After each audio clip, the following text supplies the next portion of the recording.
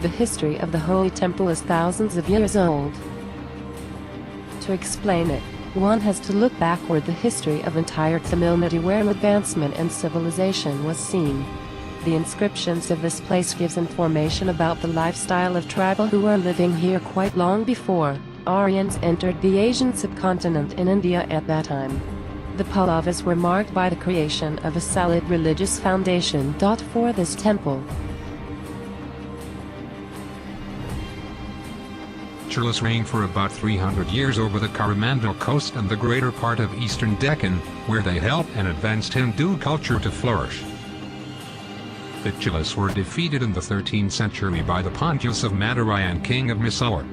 They were then driven away by the Pandyas in the early part of 14th century.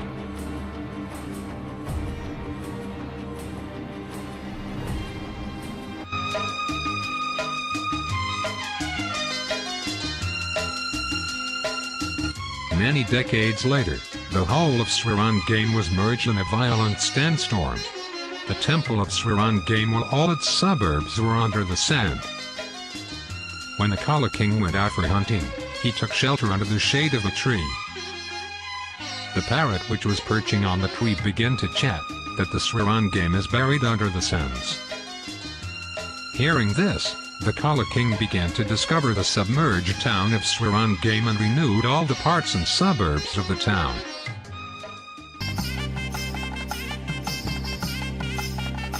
Then Kala kings developed the shrine into big temple seen now.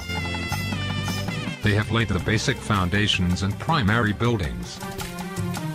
When this king began to rule the Chola Desa, then also he underwent many difficulties in protecting the town of Srirangam from its ruins. So far as time permitted him, the king undertook the repairs of the temple and its gopurams on the east and on the south.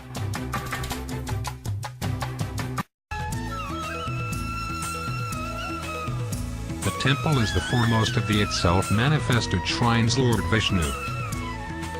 It is also considered the first, foremost and the most important of the 108 main Vishnu temples. The temple complex is 156 acres in extent. It has 7 enclosures. These enclosures are formed by thick and huge rampart walls which run round the sanctum. There are 21 magnificent towers in all enclosures, providing a unique sight to any visitor. This temple lies on an islet formed by the twin rivers Calvary and Koleru.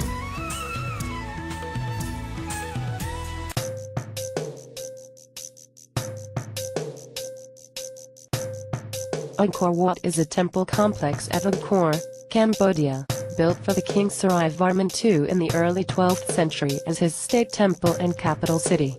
Remained a significant religious center since its foundation, first Hindu, dedicated to the god Vishnu, then Buddhist.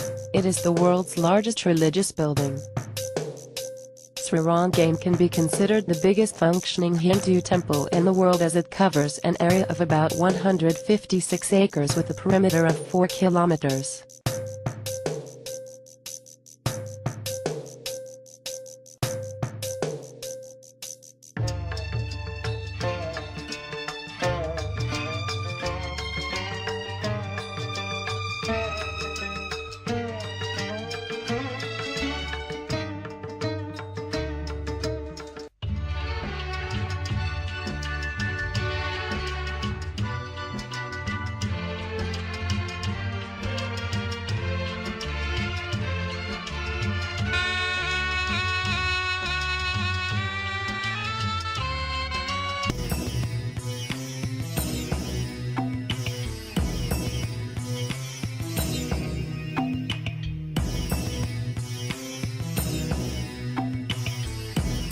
God is the only mystic word that will be accepted wholeheartedly by anyone without resistance.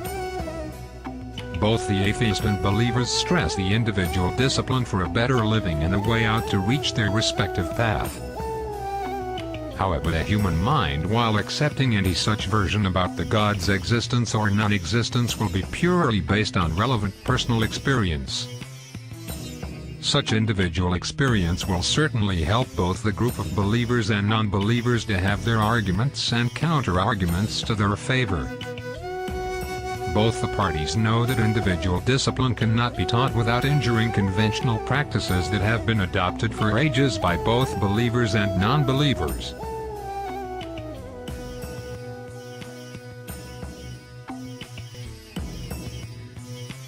The mental strength helps the human beings to have their living comfortably. The strength for the survival. The strength that will help to stay in struggle and life. Once such inner strength weakens due to acute misery and human loss, one will tend to seek external faith, which is called God. Slowly we start accepting the term God and we build our life in anticipation of God's bountiful mercy. Then we totally surrender ourselves.